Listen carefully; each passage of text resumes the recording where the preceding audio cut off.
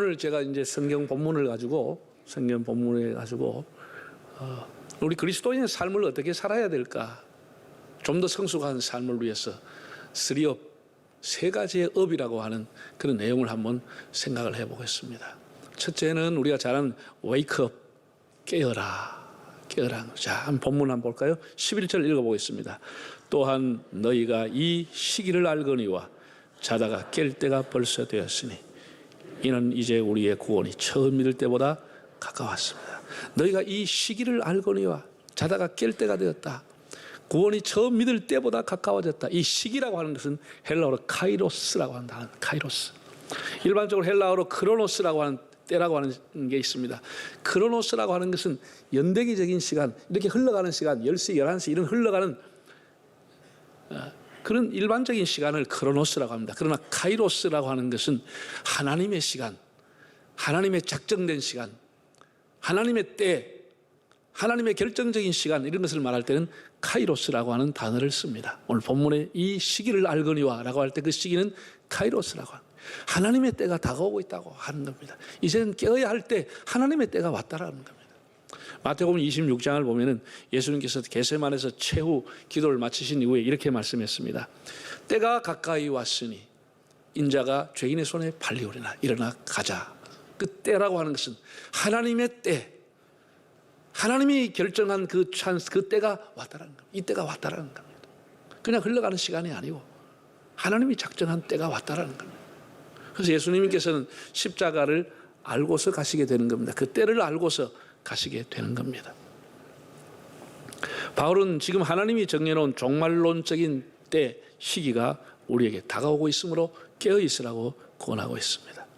사람은 누구나 다 개인적인 종말과 우주적인 종말을 맞이하게 되어 있습니다. 그 개인적인 종말이 그 때가 언제 올는지 모르죠. 하나님의 때가 분명히 있습니다. 이 우주적인 종말, 하나님의 때가 분명히 있는 겁니다. 예.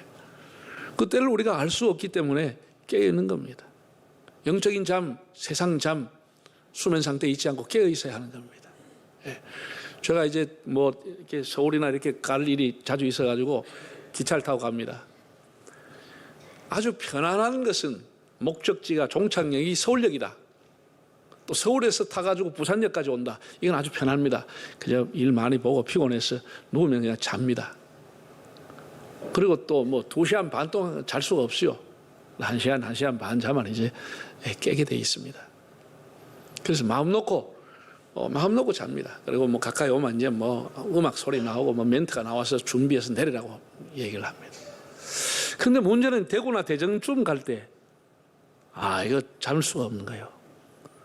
싹 지나가 버리면 큰일 나기 때문에 늘 또 서울 가는 게 버릇이 돼가지고 잊어버리고 갈 수가 있기 때문에 이때는 잘 수가 자다 깨다 또 시계 보면 아니고 그래서 요즘은 이제 알람을 해서 한 10분 전에 이렇게 소리가 나도록 하고 있어도 뭔가 찜찜해. 혹시 이거 못 듣고 지나가 버릴까?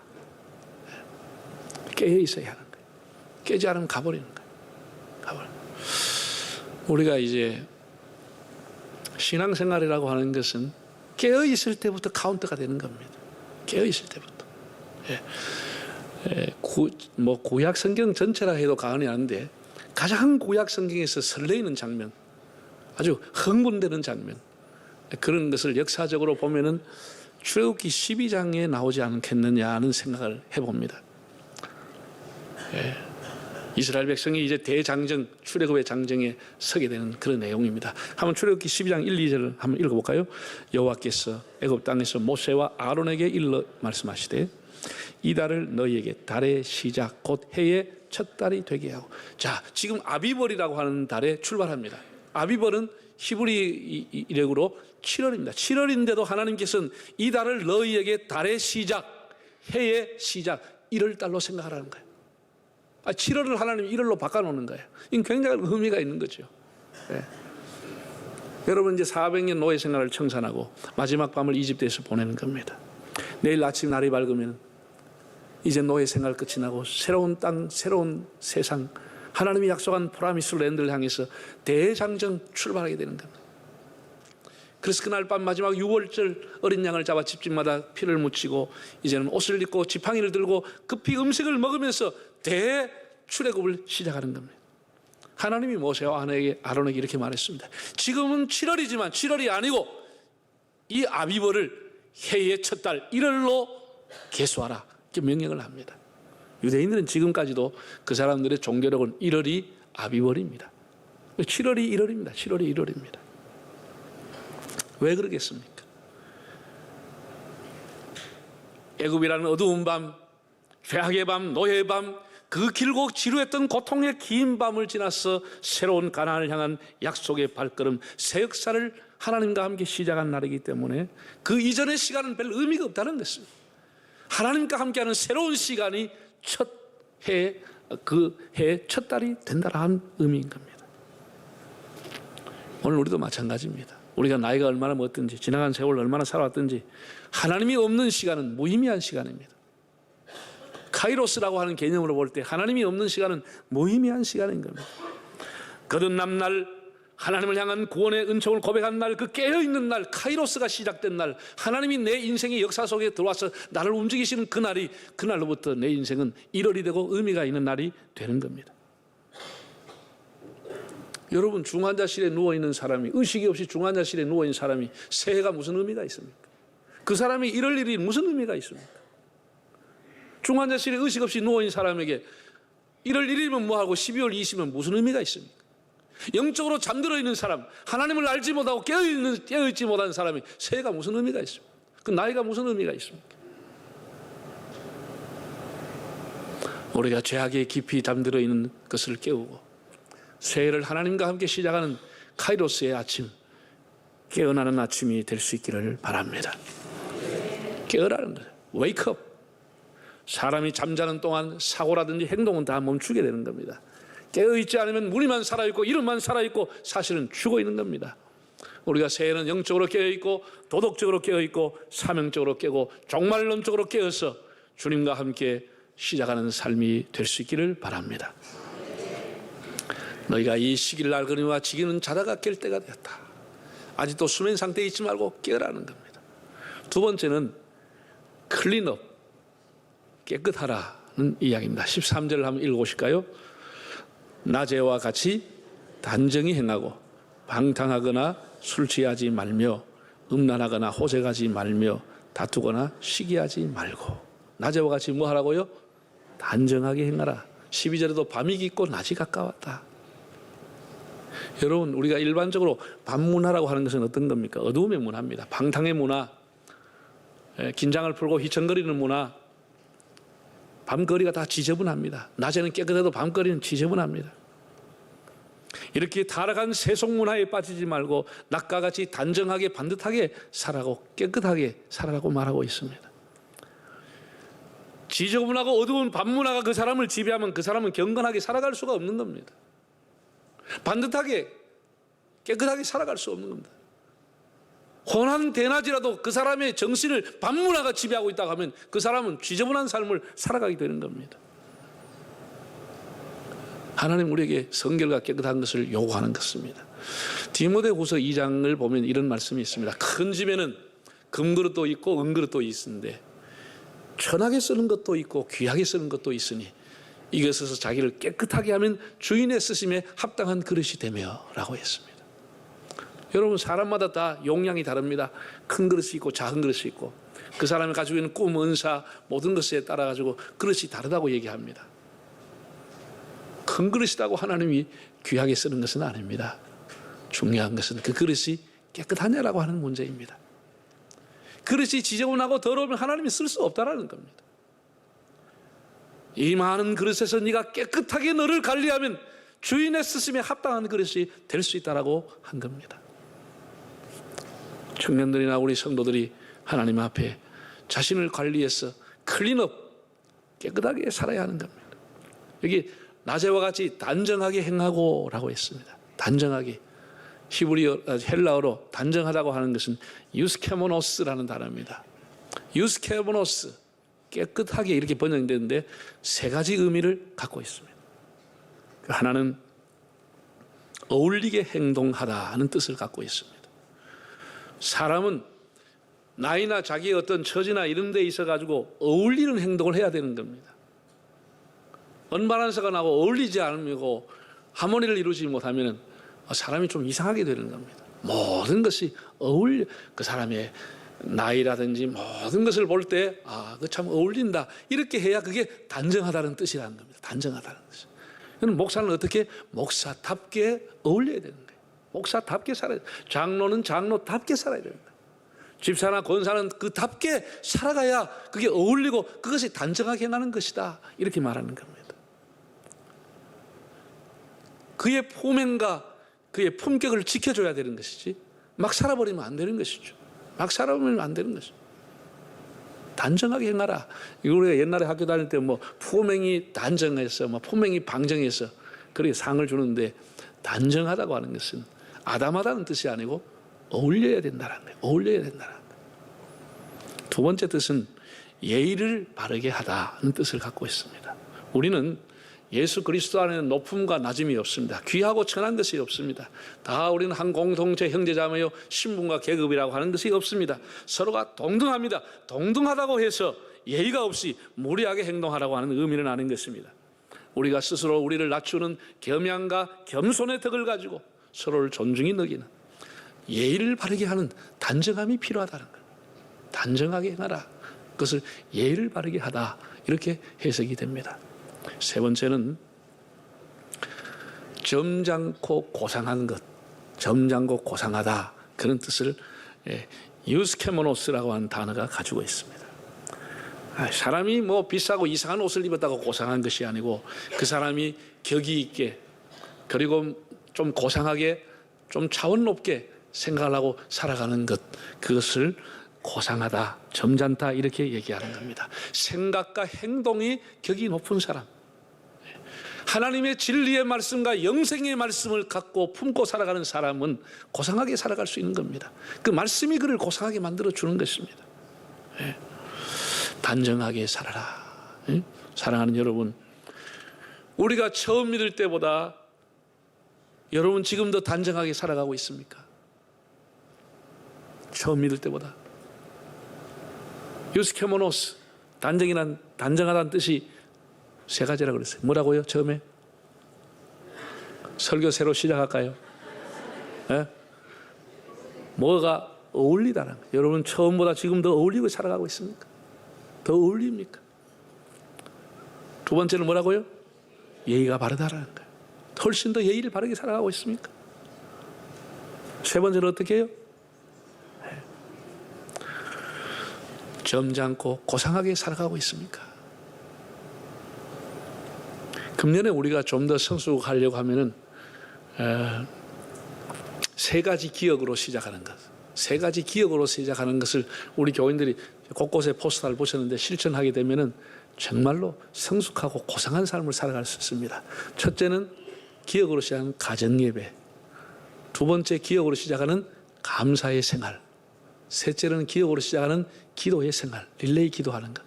여러분 이 세 가지만 금년에 실천하고 지켜 살아도 여러분의 삶이 엄청나게 업그레이드되고 클린업되고 엄청나게 고상한 삶을 살아가는 겁니다. 세 번째는, 마지막 세 번째입니다. 드레스업이라고 하는 것. 드레스업. 이 용어는 잘 여러분이 듣지를 못했으라고 봅니다.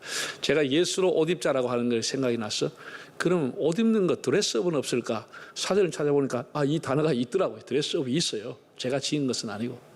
예를 들어 청년들이, 젊은 사람들이 자동차를 사게 되면 자동차 그냥 안 탈라고 얘들은 사가 오면 휠도 바꾸고 본네트도 바꾸고 문짝도 새 걸로 달고 희한하게 바꿉니다. 이걸 튜닝 작업이라고 하는데, 이것을 드레스업 카라고 합니다. 자기의 외관, 차를 옷을 입혀가 새롭게 업그레이드 시킨다. 그래서 드레스업 카 작업이라 이렇게 얘기합니다. 사람이 옷을 잘 꾸며서 격식 있게 차려입는 것을 가지고 드레스업이라고 말합니다. 자, 12절과 14절 한번 읽어보실까요? 밤이 깊고 낮이 가까웠으니 그러므로 우리가 어둠의 일을 벗고 빛의 뭐를 입자고요? 갑옷을 입자. 또 14절, 오직 주 예수 그리스도로 옷 입고 정욕을 위하여 육신의 일을 도모하지 말라. 예수 그리스도로 옷 입으라. 여러분 성경에는 예수로 옷 입으라는 것이 본문 외에도 여러 곳이 있습니다. 특별히 갈라디아 3장 27절을 보면 누구든지 그리스도로 말미암아 세례를 받은 자는 예수로 옷 입었느니라. 세례받은 모든 사람이 다 예수로 옷을 입었다라는 겁니다. 예수로 옷을 입었다. 또한 골로새 3장을 보면은 긍휼과 자비와 겸손과 온유와 오래 참음으로 옷을 입고 사랑의 옷을, 겸손의 옷을, 인내의 옷을 입을 것을 권하고 있습니다. 옷이라고 하는 것은 정말로 묘한 겁니다. 옛날 사람들은 옷이 의복의 날개라고 그랬습니다. 우리가 뭐 체육복을 입든지 잠옷을 입든지 편한 이런 옷을 입으면 사람이 행동이 참 편하게 되는 거예요. 편하게 됩니다. 여러분 오늘 교회 올 때 양복을 입고 오시고 뭐 이렇게 다 깨끗한 옷을 여러분 이거 입고 잠옷 입은 것처럼 편하게 체육복 입은 것처럼 그렇게 활동하게 되겠어요?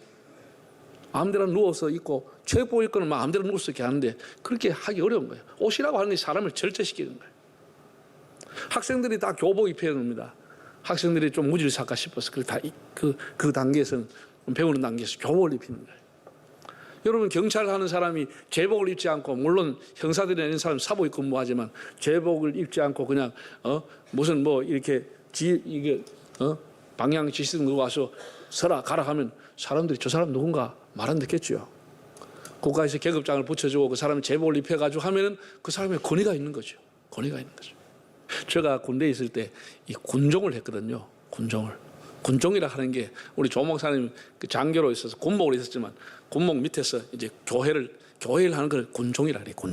군종 사병이라고 그래.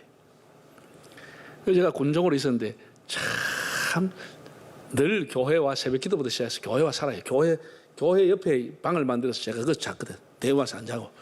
군대 생활을 특가로 한 거예요. 하는데 불편한 게 뭐냐? 불편한 게 다 좋은데 불편한 게 한 가지가 있어요. 오른쪽에 명찰 달고 왼쪽에는 남이 안 달한 걸 다는데 뭐냐? 군종서가 십자가가 딱 서 있어. 아 불편해. 요것만 없으면 해볼만 하는데 군종 중간에 십자가 노란 게 꿀딱 하나 있어가지고 어디 가면 말도 절제, 욕도 못해. 어디 가면 왜 십자가 이것 때문에 어디 가면 막 절제가 되는 거예요. 야가 나를 지켜주는 거예요. 명찰이 나를 지켜주는 거예요. 명찰이 희한한 거예요. 네.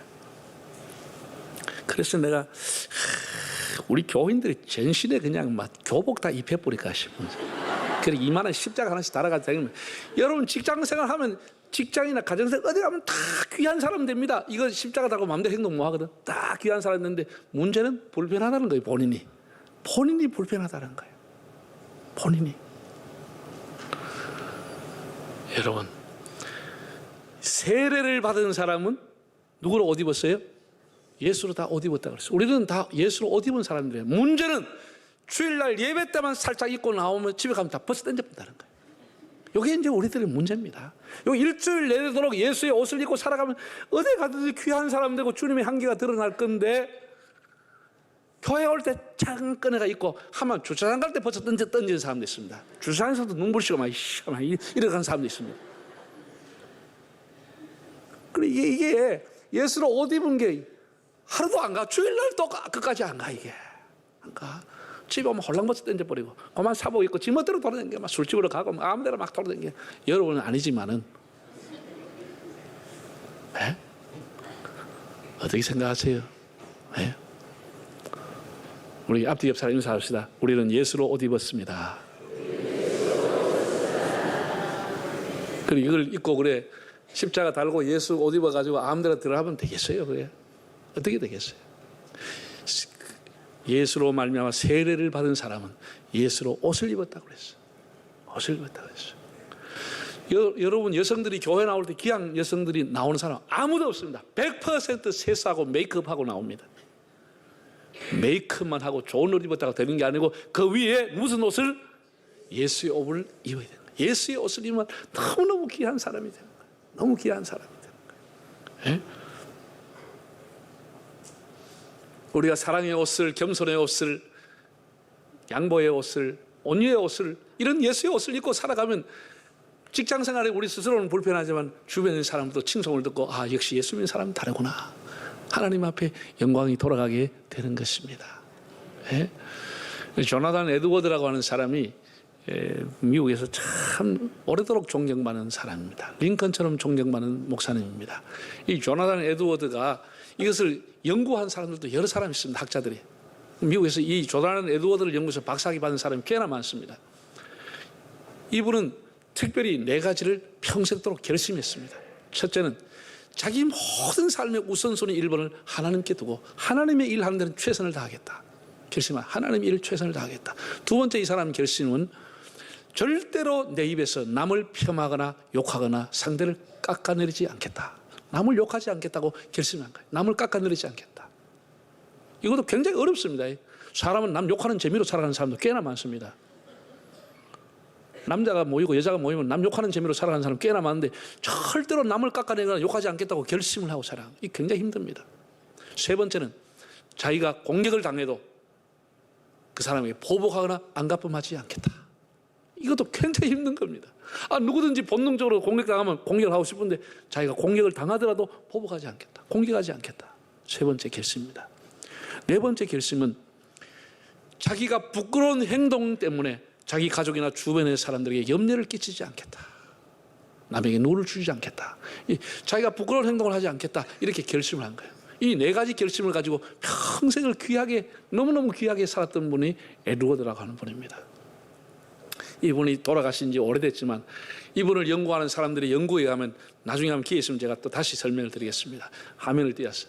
이 후손들 중 이 경건한 조나단 에드워드의 후손 중에 대통령, 장관들, 국회의원, 판검사, 그리고 대학 교수, 의사, 변호사 수백 명의 자손들이 이렇게 나왔다는 거예요. 수백 명이 나왔다는 거예요. 이 경건한 자손 속에서 남을 욕하지 않고 남을 공격하지 않고 그렇게 살았는데도 하나님이 축복했으니까 수백 명의 사람들이 위대한 사람이 자손으로 태어났다는 거예요.